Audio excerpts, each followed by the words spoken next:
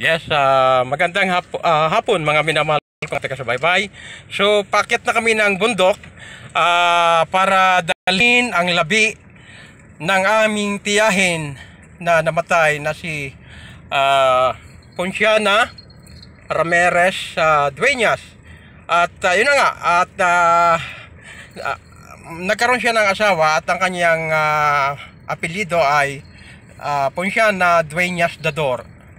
So, dali na namin sa libingan at ito aking patatamaan ng camera ang aming dadaanan patungo sa ibabaw ng bundok. At ito na iba yung bundok, libingan ng Lubo at sa ibabaw ito ng bundok dadalhin ang labi ng aking tiyahin.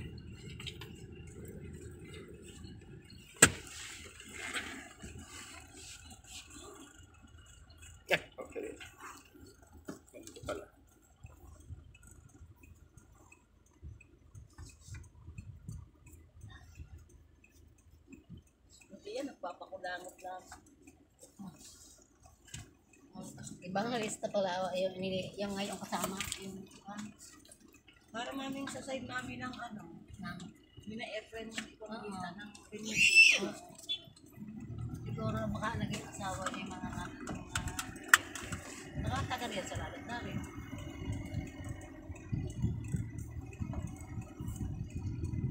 Baka alam niyo.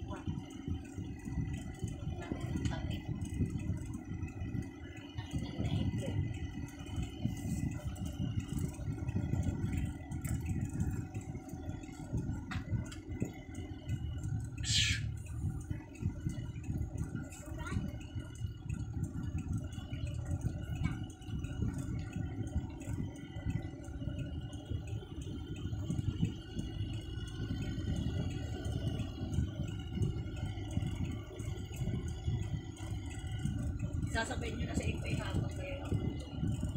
Baka unamin. Hindi, ang sasakyan ko na. Okay. Saan ka ba sasabay sa akin? Doon sa karat ko?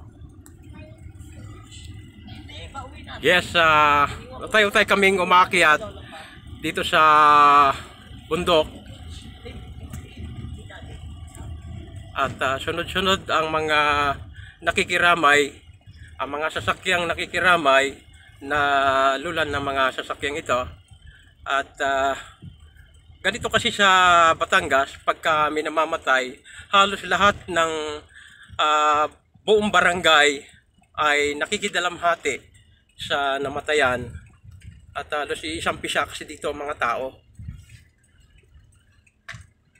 At ang iba dito ay galing sa iba-ibang bayan, galing Manila, galing Lucena, Quezon. So, malalayo ang pinanggalingan ng mga iba pang mga nakidalamhati. Merong galing Manila, merong galing sa Bisaya. So, nagbarko pa sila para lang makidalamhati at pumunta rito sa namatayan para makidalamhati.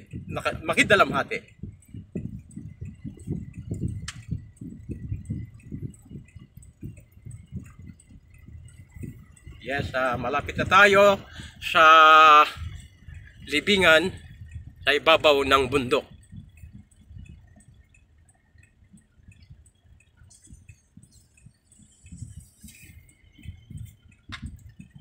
Ayan po ang katibayan na nasa ibabaw ng bundok. Ito po, ayan o, ito po, ayan, bangin po yan. Nasa ibabaw, para mapagkita ang katibayan, nasa ibabaw ng bundok dadalhin ang mga namamatay. Ito pong lubo lang ang ganito ang libingan, nasa ibabaw ng bundok.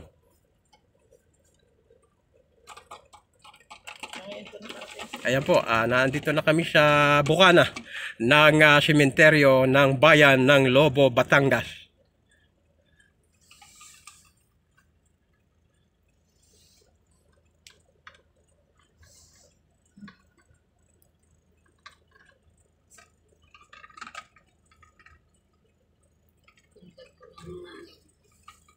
Hindi pala ipapasok sa ano.